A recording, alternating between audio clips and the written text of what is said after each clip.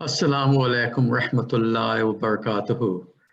My name is Nadeem Vanderman and I'm a member of the National Tabligh Department, and I'd like to welcome you all to this edition of the Tabligh Talk event.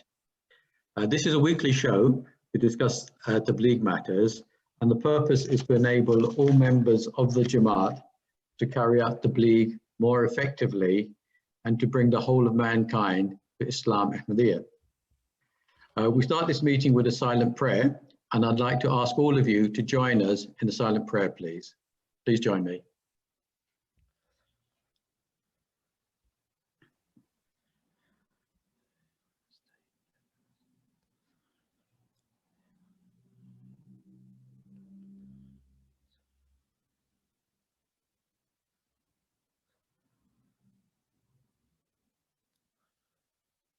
Amen. As I just said, these meetings are held every week, and the programs are held in alternative weeks, firstly in English and then in Urdu, so that we get a wide variety of people participating in the events. During these programs, we discuss various Tabligh topics, and we hope that this will enhance your knowledge of Islam and Ahmadiyya for all of our members.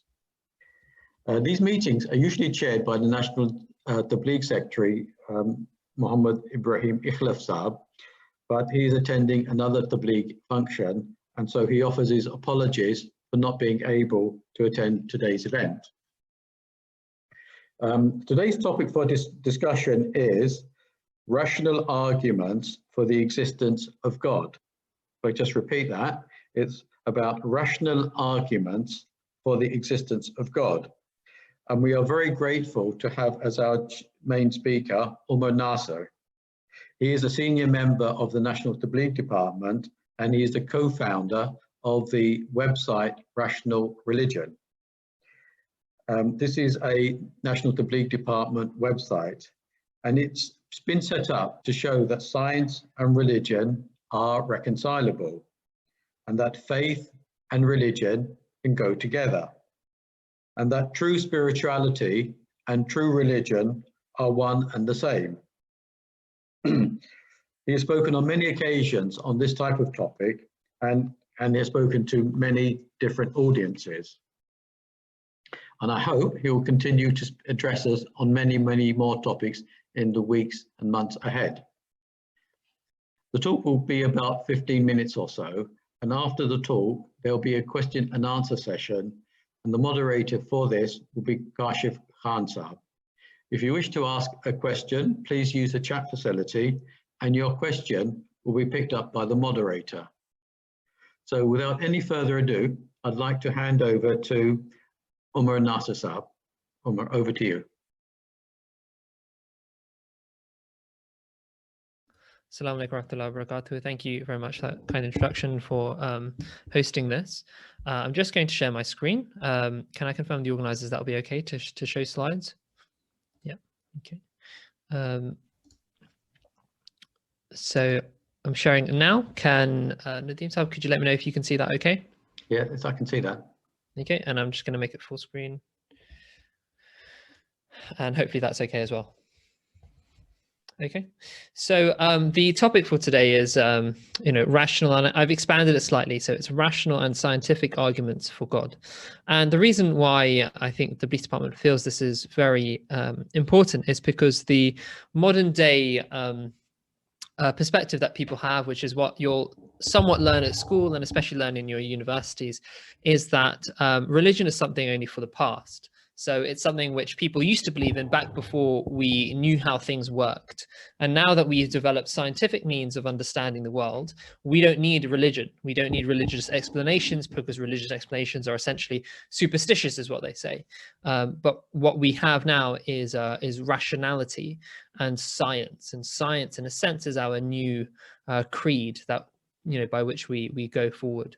So there's set up this dichotomy and this opposition between science and rationality on the one hand and God on the other. And obviously, as Ahmadi Muslims, what we're trying to do is show that actually true rationality leads you to God. If it's paired with humility.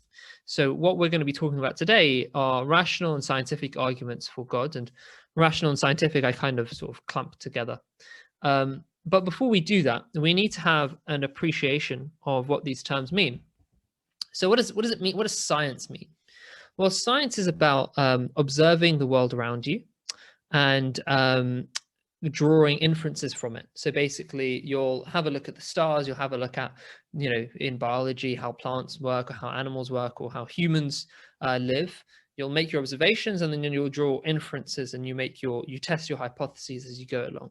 So it's about, working from your hypotheses and then seeing if that works, and then drawing out inferences. And science, what we call scientific knowledge, is basically the collection of all the different inferences and facts that we gather from our investigation into the world. So it's us going out into the world. Now, who is God? Well, what is God, or who is God? What is the concept of God? Well, the concept of God that is presented by Islam is something that obviously the Quran speaks on amply, so I'll refer to the Quran. And the Quran, right at the beginning of the book, says Alhamdulillahi Rabbil Alameen, which when translated partially means every praiseworthy quality belongs to Allah, God, who is the creator, the sustainer, and the evolver of every realm. Those are the meanings of Rabb, the creator, the sustainer, and evolver.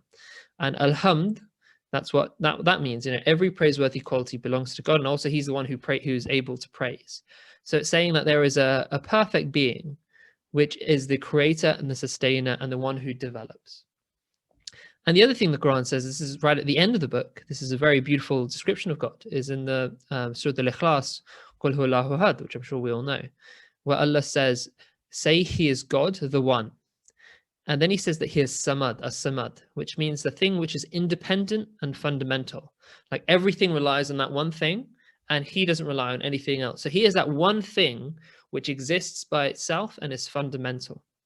And then it says He has no children, He has no parents. He begets not, nor is He begotten. So the idea there is that this one thing which is fundamental can't be reliant on parents. It hasn't been born, because then it'll be reliant on them. It's outside of that time, it's outside of being born and then dying. So God is saying that He is that being that is fundamental and has always existed and always will exist. So He is eternal. And naturally, there can only be one fundamental eternal being. And God therefore says He is unique. So if we kind of distill out these qualities, we can get, a rough sketch of who God says He is. He says that He is the creator, the sustainer, the evolver. He says that He is fundamental and eternal, and also immaterial, you have to infer, because He can't be a physical being if He's created physical beings. Otherwise, He'll be just like us and He'll be trapped within the physical universe. The creator can't himself be trapped in the physical universe, because He has to be beyond it. He has to be above it. So He's therefore necessarily immaterial. So when we're saying, are there rational arguments for God or scientific arguments for God? What we're really asking is there any evidence? Is there any evidence outside of religious scripture that such a being exists who has these qualities? Now, the first thing that I think people will say to that is, how can you rationally believe in a God who is immaterial? How can you rationally believe in a God who is invisible? Doesn't that mean automatically that you can't observe them? If something is unobservable, and if someone was come up to me and say, can I see God? Can I, hear God with my physical ears? Can I see God with my physical eyes? I would say no, not in a direct sense. So therefore they would say, well, isn't that outside of the realm of observation? Therefore, how can you possibly have rational or scientific evidence for God? And what I'd say to that is that in reality, in science itself, we have many things which we believe in, despite the fact that we can't observe them. So we believe in things, even though they're invisible to us. So this is one example, and this is the unobservable universe. So the way that cosmologists think about the universe is that there was the Big Bang and it expanded outwards. But because of the speed of expansion, we can only observe part of the universe because of the speed of light and how much light can travel to us bearing that information compared with how actually fast the universe expanded outwards. So that's something that we believe in, though. We believe that there is a universe outside of our observable boundary. Why is that? It's because we've gathered evidence that there must be something beyond, based on what we do see and feel in this universe.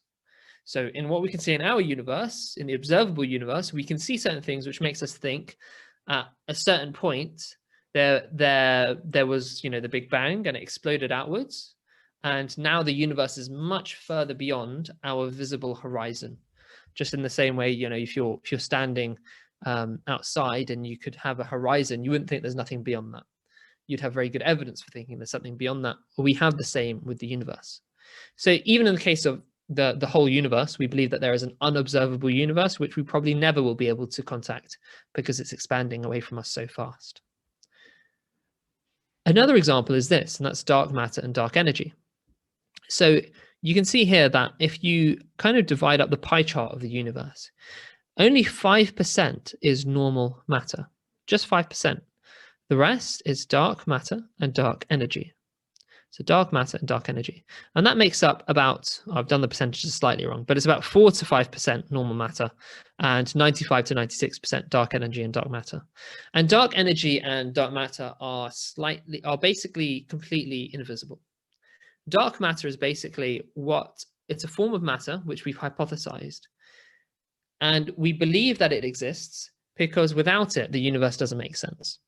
So for instance, when they saw light bending around certain galaxies, and when they saw galaxies forming in certain ways, they thought the existing matter and the gravitational power, the gravitational pull of that matter, can't explain what we're seeing. Our observations don't make sense based on normal matter. So there must be another type of matter out there, which is actually invisible to us, and they call that dark matter. And with dark energy, that's based on the observations that the universe is expanding extremely fast, much faster than we thought it was even 50 years ago. It's expanding really fast, and there seems to be this anti-gravity force pushing outwards. And that's what we call dark energy. Now, as I say, we can't see or feel these things, these entities. They're completely invisible. These forces, this type of matter, completely invisible. And yet we believe that they're there. And we're trying to test out that hypothesis. It's technically possible that actually they're wrong and maybe we've just understood things wrong. But at the very least, we've used it as a basis for hypothesis and for extensive testing, and billions of pounds have been put into trying to figure out what dark matter is and what dark energy is.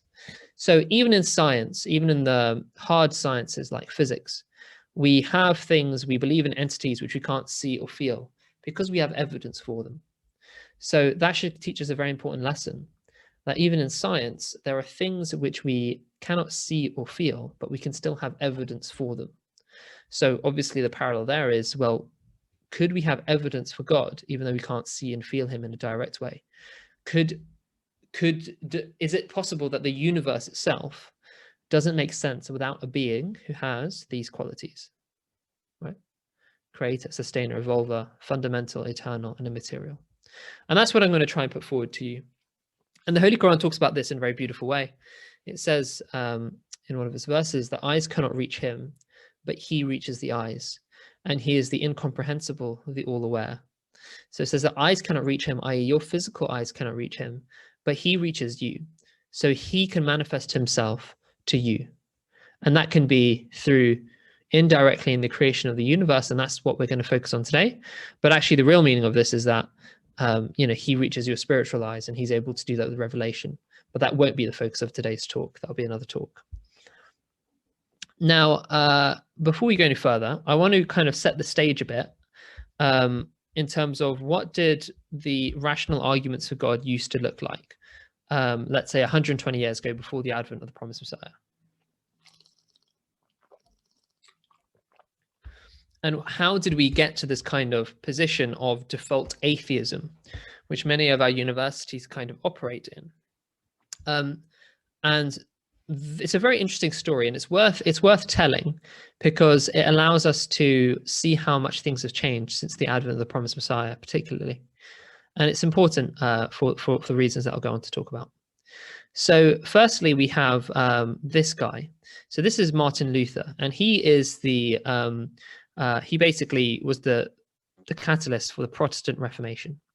And the reason I put this up here is because this represents a big change in Europe. In Europe, for over a millennium, you had the Catholic Church ruling. You had people who didn't really know their scripture, but that changed with the publication of Bibles, and people were able to read them more, and it was available in normal kind of languages and not just in Latin. And what essentially this shows is that people were starting to rebel against religious authorities, and they were unhappy with the Catholic Church. And as they read their Bible more in time, they came to realize that there are things in the Bible which contradicted their understanding of science. And it came to a flashpoint in this. Now, if you were all here, I would probably ask what this is, but it's a bit difficult with on Zoom. But this is actually Galileo. This is a painting of Galileo's trial.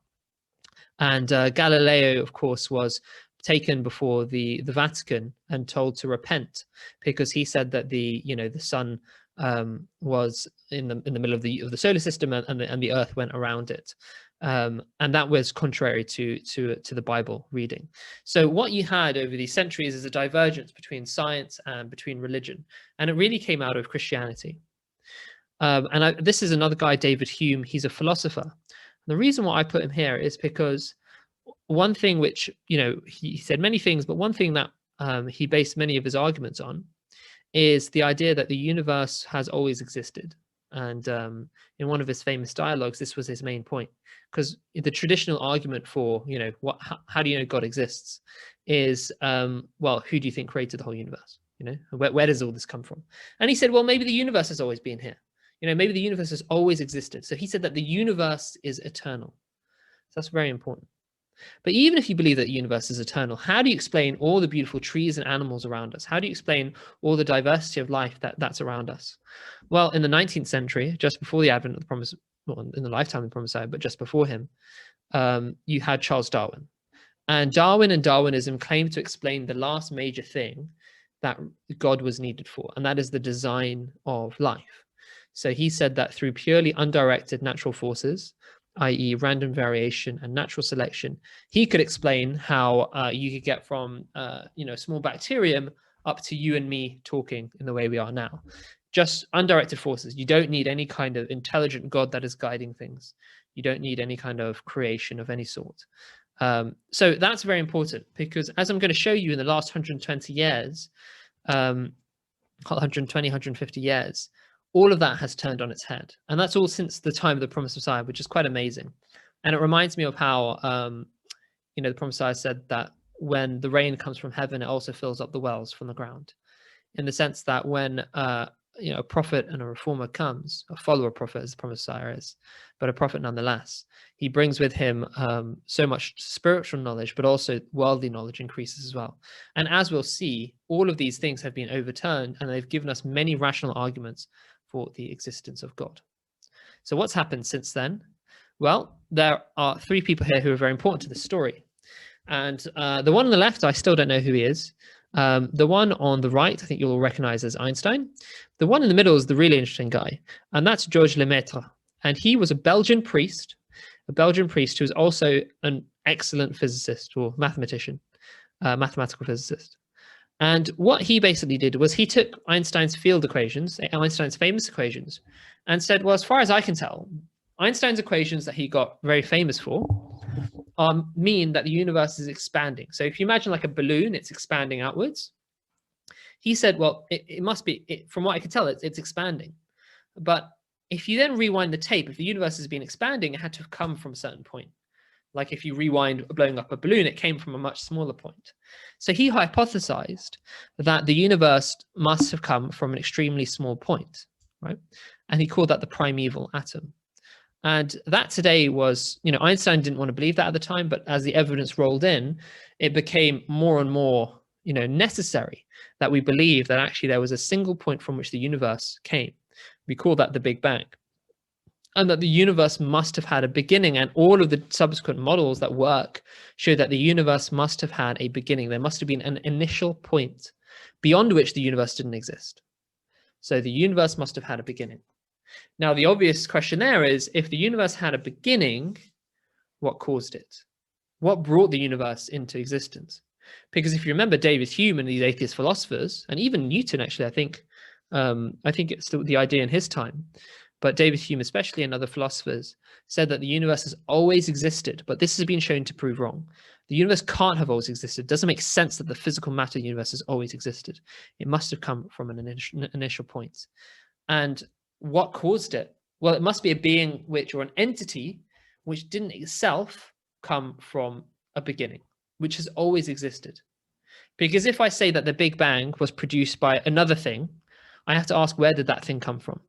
And if the answer is, well, it itself was created, it itself began, then the question will be, well, what began that thing? So ultimately, you have to get to a point of accepting that there is something which has always existed. There is a being which is eternal, or an entity, whatever you call it. It doesn't necessarily at this point have to be a conscious being, you could say. All we know is that the universe had a beginning, and that means that there must be, at some point in the chain backwards, an eternal entity. Now that's very important because, you know, the Quran says, "Lam yalid wa lam yulad," that he begets not, nor is he begotten. He is an eternal being, and it says that he is al-hayyul qayyum. He is the self-subsisting, you know, the ever-living, the self, the all-sustaining. So Allah says that he is that entity which has always existed, that creates other things. And here we have modern science confirming that that is also the case. Now, what we have next, and the main kind of domain of evidence that I'd like to talk about, is something called the fine-tuning of the universe. And the fine-tuning of the universe is essentially a set of discoveries in the last, where are we now, 2020? So I think mainly 60 years or so, 60, 70 years. And that's essentially a set of discoveries that the universe seems to have been set up for life, okay? Because before this, we could say that the Big Bang was created by an eternal entity of some kind, but we don't necessarily know that it's a conscious entity, a living entity. But when we've looked into the universe, we found that there are multiple parameters which are perfect for life to exist.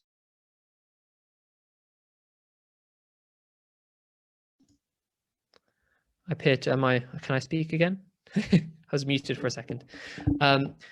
Let me explain this. So if we imagine the universe as having, let's say, lots of dials which make up the universe, and you have to dial lots of different parameters to different figures. Now, you can put them in different figures, but most of them produce a universe that cannot sustain life. So for instance, in some of them, if you put the gravity too weak, then the universe just explodes outwards, and you'll never have any kind of proper chemistry. You'll just have kind of hydrogen, helium atoms or whatever, just incredibly spread out, and you won't have any chemistry. Because you need, in order to produce life, you need chemistry, complex chemistry like you have here, reacting together. And that means you basically need a planet which is somewhat similar to ours, which means you need a solar system that's somewhat similar to ours.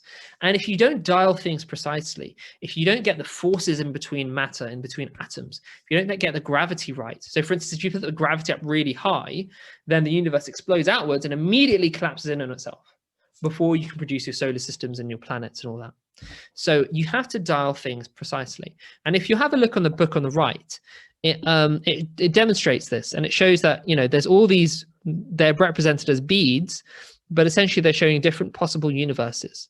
And they circled what's supposed to represent our universe as being the only universe out of all these which has all the parameters right in order to produce a living being.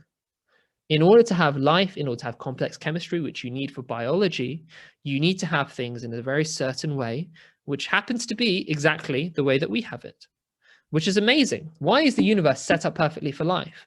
If the thing which created the universe was dead, was not living, didn't care about life, then is it just a giant coincidence that the universe is set up precisely to permit life? In fact, more fundamentally, and this is more of a philosophical argument, why is life even possible if there wasn't a living being which created us? Where does the idea of life come from?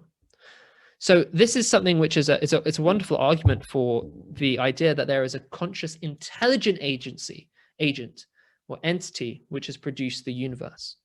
And obviously, this is an argument that has come out of Western scholarship. So on the left here, we have a book by Martin Rees, Just 6 Numbers, and that's the deep forces that shape the universe. And in the middle, And basically he's talking about, as I'll come on to in a second, 6 specific parameters. And he says that you have to have these exactly right. In the middle, you have the Goldilocks enigma. Why is the universe just right for life?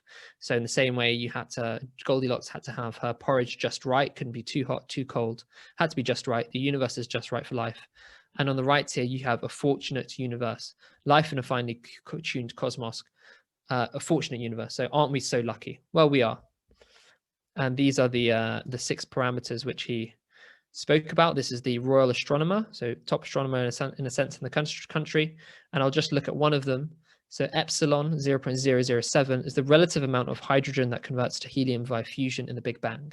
And if it's 0.06 or 0.08, which are all possible, you could have universes make sense without that, you wouldn't have the same level of conversion, and you wouldn't have the periodic table being created. So things are very intelligently designed, is what I'm saying. And this is a guy who won the Nobel Prize with Abdul Salam, and he's an atheist, but he says how surprising it is that the laws of nature and the initial conditions of the universe should allow for the existence of beings who could observe it. Life as we know it would be impossible if any one of several physical quantities had slightly different values. So that's the second of 3 main arguments which I'm going to put forward. But the last kind of set is that of biology. Because we can say that, okay, maybe there's evidence that there is an eternal being. And yes, we can say that the fine-tuning argument gives us evidence that this being is intelligent and conscious and has consciously chosen the universe, made it so that life would exist. But has this being been involved in life? Has it been involved since the beginning of the universe? And according to Charles Darwin and his successors, we can explain all biology simply through undirected natural forces. But there's one very key thing which Charles Darwin didn't know about, many things he didn't know about, but one key thing is DNA. We had no idea about the molecular biology and the complexities involved at that time. And what we have from DNA are some wonderful arguments that actually life had to be, even throughout evolution, designed, and that you had to have an intelligent agent putting things together in order to get from an amoeba, a small bacterium or a single-celled organism of some kind, to you and me talking. It didn't just happen through blind forces, essentially through dumb luck. And if you look at what DNA is, it's very similar to an alphabet in the sense that it's basically a series of characters which carry meaning. And by meaning, I mean that they have a function on a higher order, on a higher level. So you have to line up the characters in exactly the right way, and we call them bases, A, T, C, and G in DNA, A, T, C, and G in DNA, and they bind together. And you have to have these characters in precisely the right way in order to make functional proteins. In the same way that me and you have to order our letters and words in the right way to make sense to one another. So let me give an example. In English, for instance, let's just have a look at 3-letter words, right? We have 3 characters out of the alphabet. Now, there are over 17,000 possible 3-letter combinations: X, Y, U, F, H, K, F, H, Q, R, S, H. Sorry, those are 3 examples which don't make sense.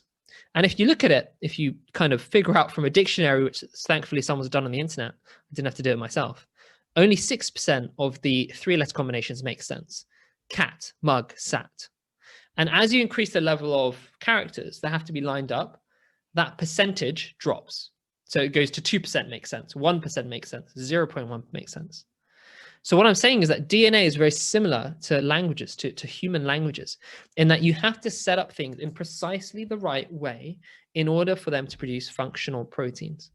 And people talk about natural selection, but selection is a culling process, right? It's not a creative process. It can only select what already exists. So you can't explain the emergence of complex biology through selection, because selection is not a creative process. You have to have the biology there for it to select. So the biology has to be produced by what? Random mutations. So then we can ask ourselves, well, what are the chances that we could get even basic biology through random mutations? And this is Sir Fred Hoyle. He's one of the leading astrophysicists of the last century. He worked at Cambridge, I think. And he said, when you consider a typical enzyme has a chain of perhaps let me move this, has a chain of perhaps 200 links, and that there are 20 possibilities for each link. It's easy to see that the number of useless arrangements is enormous, more than the number of atoms in all the galaxies visible in the largest telescopes. This is for one enzyme, and there are upwards of 2,000 of them. So you have 200 links, 20 possibilities at each link, right? If you change all that up at random, you're going to have all kinds of arrangements. And he said that, you know, the number of possibilities is huge, but there's only a very, very, very small select number which actually produce a functional enzyme. And when you look at the work by other people, such as this guy, is Doug Axe, he's a protein chemist. He worked at Cambridge and then he works in America at the moment. He looked at what are the chances that you produce even a basic cell, the most basic cell that we can think of, through randomly changing DNA, you know, from the origin of life. How can you just produce a basic cell? And he said that the probability of producing, this is someone else talking about his research, the probability of producing all the necessary proteins needed to service a minimally complex cell is 1 in 10 to the 164 multiplied by itself 250 times, or 1 in 10 to the 41,000. So, I mean, these are absolutely insane numbers if you're going to be talking about chance. And that's for the most basic cell.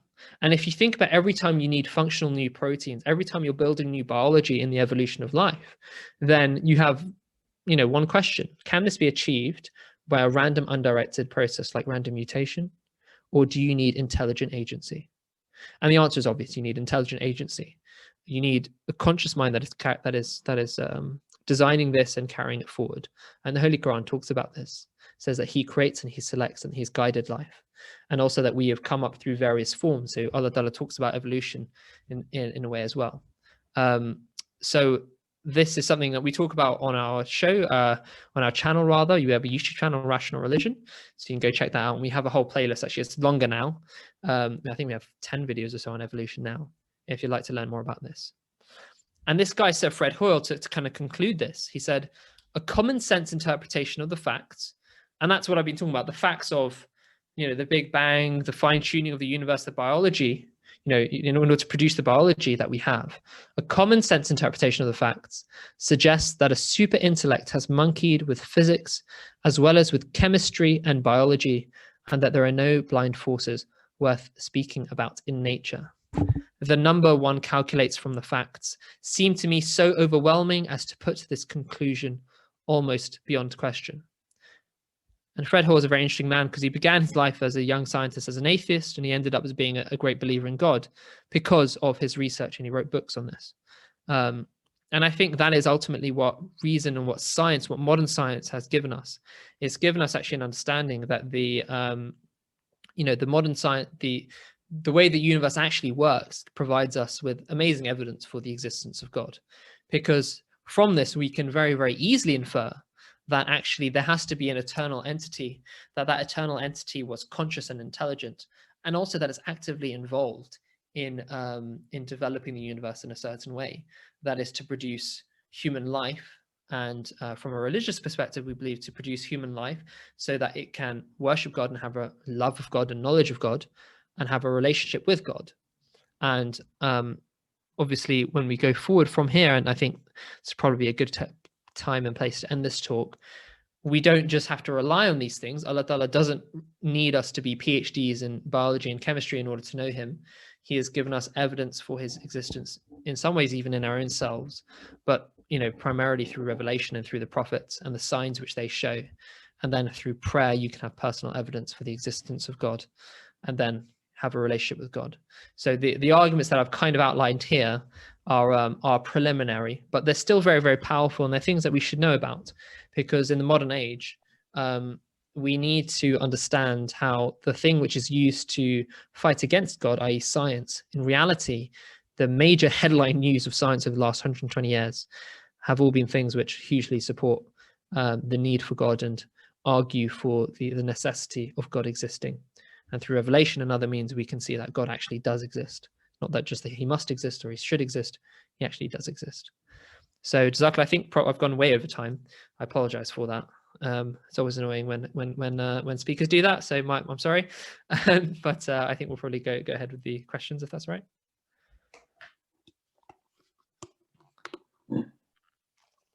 Thank you very much, Umar Nasser. That was a fascinating and really, really illuminating talk. So thank you very much for that. I'm sure that's prompted many people to think about questions, and I'm sure there's many of those questions that are ready to be put to you. So if I could hand over now to Kashif Khan Sahab, who will lead us into the question and answer session. Over to you, Kashif. Assalamu alaikum warahmatullahi wabarakatuh. Jazakallah Nadeem Sab and Jazakallah Umar Sab for the very engaging and insightful presentation. My name is Kashif and I will be leading today's question and answer segment. We're expecting this session to last around 15 to 20 minutes, and we will aim to use this time to address your questions that you have been sending to us throughout the program. Please keep sending your questions, which I will address to our speaker, Dr. Umar Sab, very shortly. But before I do that, I just want to highlight two main ways in which you can ask questions. You can either send me a direct message on the chat facility, or you can raise your hand and I will unmute you and you will be able to ask the question directly to Dr. Umar Sab. So let's start with the question and answer segment. And the first question I have, Umar Sab, is as follows. How can the belief in God be reconciled with science, especially the theory of evolution? What is Islam's view on this? I think this talk was largely on how to reconcile belief in God with science, because, as I've said, scientific evidence itself points towards the need for the existence of God, or an entity which has the attributes that we commonly ascribe to God, to put it technically. But basically, you need God to explain the way the universe works. With the theory of evolution, as I've said, we don't believe in, I think based on the evidence, as well as on a religious basis, the common theory of evolution in the sense of pure Darwinian evolution. Pure Darwinian evolution is the idea that all life descended from a single life form via small incremental changes over extended periods of time, and that the mechanisms for this change were completely undirected and non-conscious. So there's a lot in that, but basically it's saying that unguided forces like random mutation and natural selection can produce all the biology that we see around us. And as I've shown, I've covered it very briefly, but we do go into it more depth on our website, rationalreligion.co.uk, and on our YouTube channel, Rational Religion. And there are various other Jamaat resources for this on MTA and Al-Islam as well. As I've shown, the scientific evidence itself shows that Darwin's mechanisms of random variation and the modern mechanisms of random mutation don't work. They can't produce the kind of change that you need to produce new forms of biology. And selection is not going to help you, because selection is a killing process. It's a culling process. It's about subtracting away from what already exists. So in order to explain addition, you can't use subtraction. It doesn't work like that. You need to explain what is actually causing that addition. And their mechanism is random chance of mutation. Okay, whatever mechanisms they invoke, they have to say this is an unintelligent process, which has no idea about the outcome it's producing, which has no way of actually putting the letters and sequences in order in the right way. And as I've shown, that's completely wildly improbable. In fact, the best evidence that we have, and the latest evidence, for instance, if you look at the work of Richard Lenski and his lab, is that what random mutation does do is that it can break down genes. And this can cause small changes in your genetic code. So we're not saying that natural selection doesn't exist. It's a real force, and there is small scale microevolution. It does exist. Antibiotics can develop resistance and antibiotic resistance through those small scale changes. But what we're saying is that process of small scale changes doesn't explain how the bacteria got there in the first place. Okay. And the latest evidence, which is very interesting, is that actually a lot of those small scale changes that we do see, in fact, the majority of them, basically happen when you break your genes down. So there may be situations where it's advantageous for a bacterium to lose some genes and to lose some functionality because of a selection pressure. So if you've got an antibiotic that is selecting you in a certain way, it may be good for the bacterium to actually lose some of its functionality, because it is able to have some kind of advantage. In the same way that if you're driving in a car down the motorway and you're, escaping from, I don't know, the police, and say you're a criminal or something, you're driving and you want to go faster, you may throw away your, or you may release all your cargo, make sure that the car is as light as possible. If you're able to, you may even get rid of the doors and the boot and all these other things just to increase your speed. So that's something we do see in biology. We do see mutations, and they most often break down what already exists, and that gives you a temporary advantage. But as soon as you have to drive your children to school, then that car is slightly less useful. And the same is the case in biology, where, as soon as you have to you take away that selection pressure in the wild, a lot of these bacteria, they die out, or they're outcompeted by the fully formed bacteria. So we don't say that Darwinian evolution doesn't exist. It is a process that is real, but it doesn't explain how biology got here. And one very good phrase, which I think you should remember, is Darwin's theory explains the survival of the fittest. It does not explain the arrival of the fittest. So it tells you something which is fundamentally not that interesting, that things which are more likely to survive. But it doesn't tell you about how did they actually get there and how did you get from one to the other, because the proposed mechanism of random mutation is not enough. Before we move on to the next question, can I request you to stop sharing your screen just so we can see you while you answer the questions? Yeah, great, thank you. Question number 2 is, Fred Hoyle is a 20th century scientist. Have scientists now come up with theories of how protein have come about in recent times? Nope. The case has got worse, actually, because as I've said, when they've tested the effects of random mutation in the more and more they do it, the more they find that protein sequences are very, very rare and special, and it's very hard to get without engineering them. And if you leave something to itself, you're not going to get any kind of working biology. So there's been more evidence since Fred Hoyle. Actually, the evidence I showed is not that old. He postulated it, but there's work by Douglas Sachs and various protein chemists that have shown that proteins are very, very rare. It's very difficult to get to them. And it's a massive problem in the biological literature. And they're trying to propose different mechanisms to get there, but they don't really work, because none of them solve the fundamental issue that you have to have things sequenced in a particular way, which chemically, they're all equivalent. There's no difference. It's like if I write, let's see, TSA, chemically, it doesn't make a difference whether it's TSA or TAS or SAT, but meaningfully and functionally, only one of them has meaning on a higher order, and that is SAT. But chemically, they're all equivalent. And it's the same thing in DNA. Whatever mechanism you have, if you're not fundamentally appealing to intelligence, then you're not going to be able to explain it, because you have to have a mechanism which is capable of ordering things in a sequence-specific way to produce something that's functional on a higher order, something that folds together properly to produce your proteins. And that's only one aspect of biological innovation. But the case has only got worse for the pure materialists. And it's very difficult for people, because it's difficult for them in their scientific way of looking at things, because they think that in order to be scientific, you cannot appeal to any kind of intelligent causation, and you can't appeal to any kind of divine source. The problem is, if God did actually create the world, then it means that your science will never actually explain the world. Because if the reality is that God created the world and that there was intelligent causation in the running of the universe and in the design and biology, then you're never going to be able to explain things without appealing to some kind of intelligence. So these are very modern findings, and there's lots of literature. We reference a lot of it in our videos if you'd like to know more about that. Jazakallah. The next question is, another atheist argument is that the possibility of infinite universes, and that we happen to be in that one that produces life. What are the counter arguments to that? So we have a whole article on this on our website called Cosmic Dice, and it's called something like Cosmic Dice, and then it's got multiverse in the title. I can't remember the exact title. So you can have a look at that, but I'll summarize some of it. The idea is basically that our universe is fine-tuning doesn't matter because actually there are lots and lots of universes, and they say an infinite number of universes, some of them, and therefore we're just one universe and we happen to be in the lucky one. Problem is, it doesn't work for multiple reasons.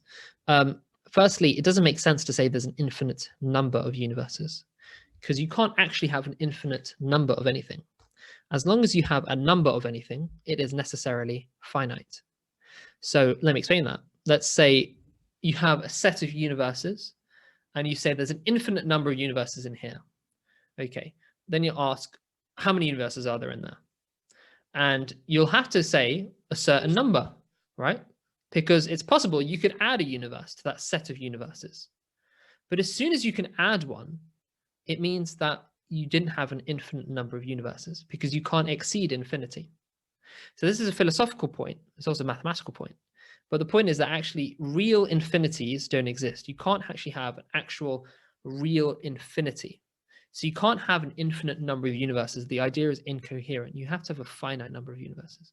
And when you have a finite number of universes, then the question is, well, how likely is it that you have a universe like us? And then you get back to, well, do we have to have 10 to the 500 universes in order to explain our little universe? Does that make sense? We have to invoke 10 to the 500 other universes in order to produce our universe. You'll believe in that, but you won't believe in God. You know, you believe in a bunch of universes which you can never see, feel, or touch, but you won't believe in God. But then there's a more fundamental issue which completely destroys it, which is that how did those universes come to be? How did those universes come to be? There must have been some mechanism that produced those universes. And that mechanism itself must have been finely tuned to produce at least one universe like ours. Okay? It must be finely tuned to produce at least, someone's clapping, that's very kind, to produce at least one universe like ours.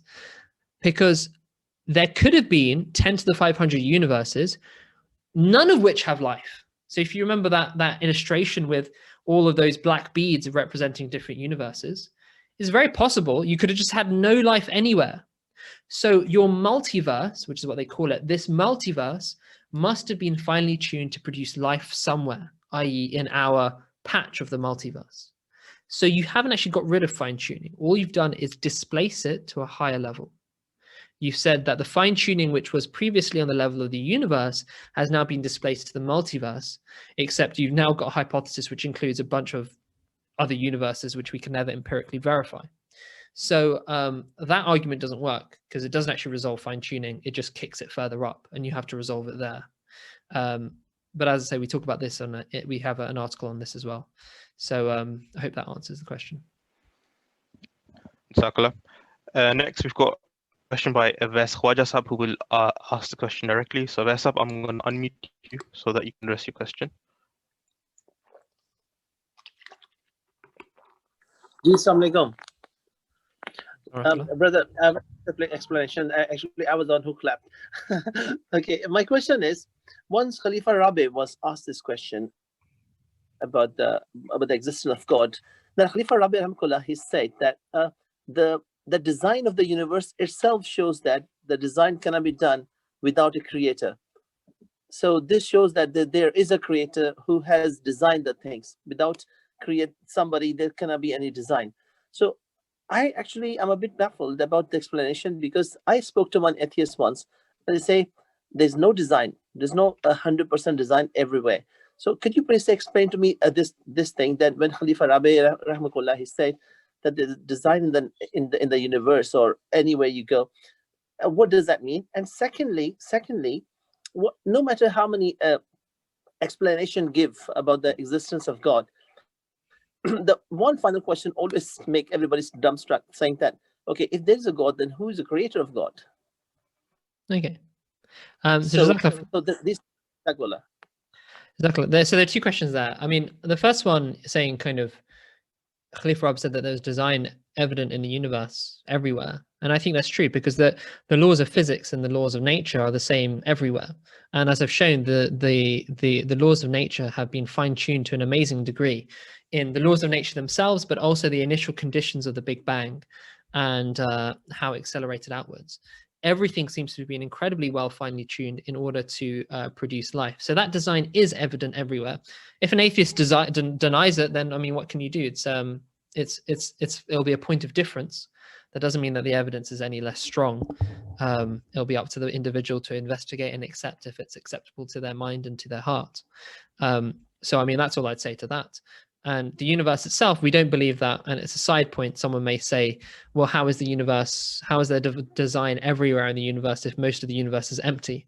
Well, actually, the Islamic point of view and what the Prophet Messiah said and all the Khulafa have said and the Quran says is that alien life exists. So we believe there is life out there, and there are other civilizations that are worshiping God and have their relationship with God. So it's not just wasted space.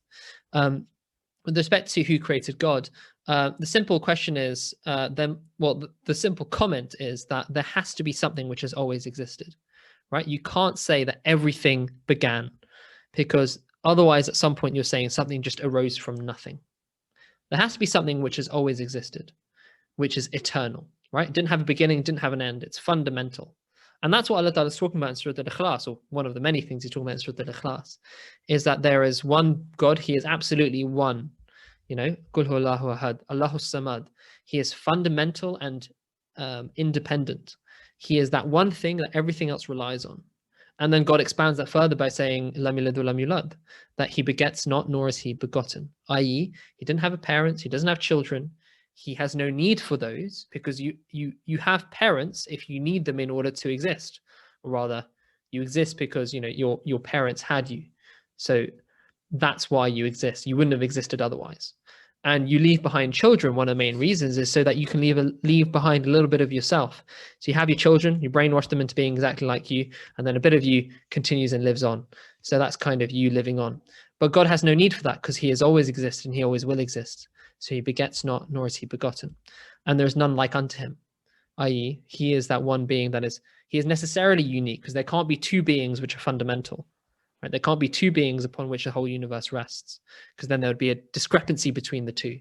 And there would have to be some kind of one which was more fundamental. So Allah Ta'ala is saying that he is that one entity, that one being that is eternal. So there must be an eternal being.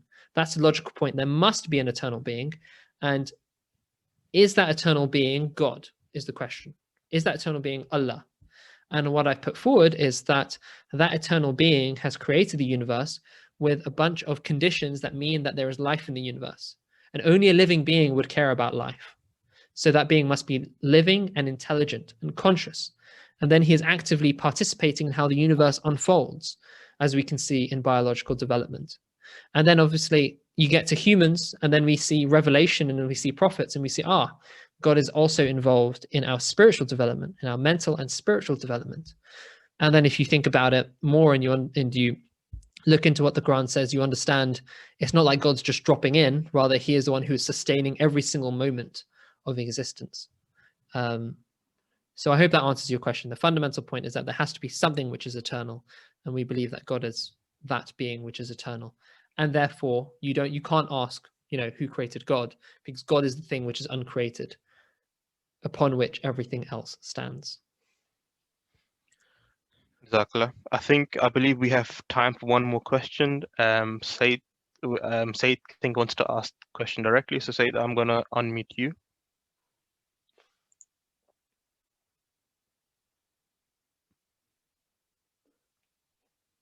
Said, if you're there, could you accept the unmute request? Assalamualaikum, can you hear me now? Yeah, Yep. I can hear you. Please ask your question. Yes, so my question is, I'm sorry, I missed part of the presentation, but I remember that there was a discrepancy or lack of reconciliation between the rules at a subatomic level and at a macro level, at a gravity level, and those rules did not agree, and they're trying to find a theory of everything. I just wanted to know, have they made progress in doing that? And that would probably further prove the unity of God, showing there's rules which are covering the whole universe, and you can reconcile rules at the subatomic level and the larger level as well. Exactly. That's a good question. No, they haven't found a reconciliation between quantum physics and general relativity and the theories of gravity. So that hasn't been done. They're obviously working very hard at it. Maybe there are some people on this call who are also in that field. But there's a bigger question there about, can you ever have a real theory of everything? What does that term mean?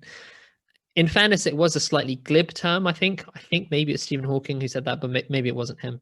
But the idea has been that you can just have one, the dream is that you can have one formula which explains how everything in the universe works at a fundamental level.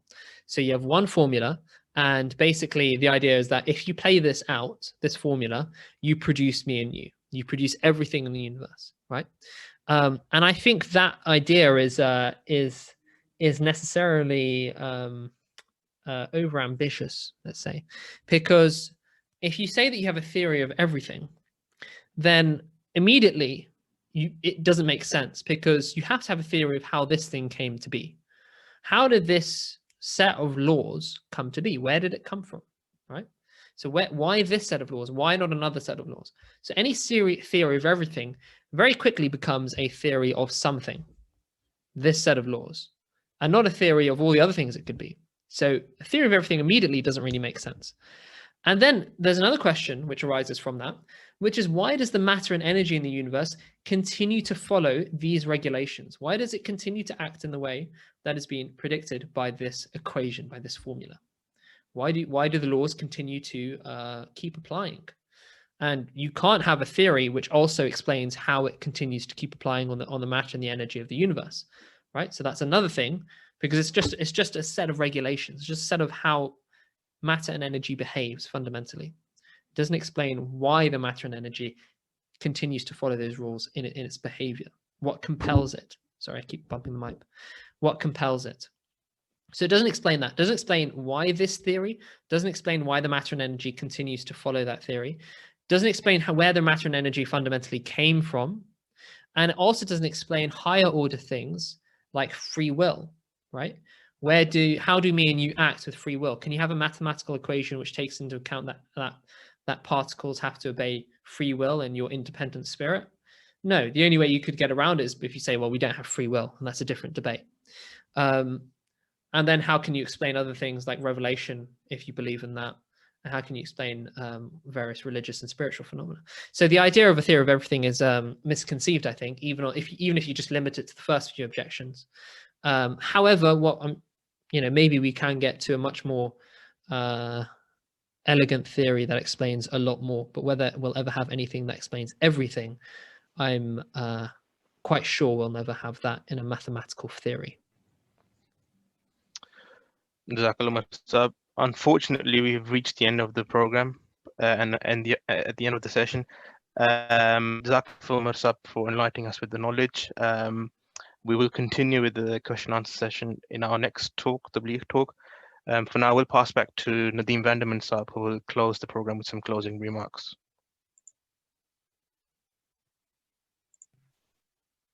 Jazakallah, thank you for that really amazing talk, Umar Nasser. I've heard you so many times talk on these subjects, but every time I hear from you, I learn a little bit more, and I really appreciate you coming on and enlightening all our listeners to the program. So thank you very much for this, and I'm sure all of us have benefited from your talk and also your responses to the questions. So Jazakallah, thank you very much for that. I'd also like to thank Kashif Saab for his excellent way of moderating the questions and engaging with the audience to encourage them to bring forward their questions. Last but not least, I'd like to thank all of you for joining us. Clearly, without you, our listeners, there would be no program. And so thank you very much for joining us. And I'd like to remind all of you that this is a weekly talk that we have, 1 week in English and 1 week in Urdu. So please join us again next week for another session of the Tabligh talk. Jazakallah. Assalamu alaikum rahmatullah wa barakatuhu.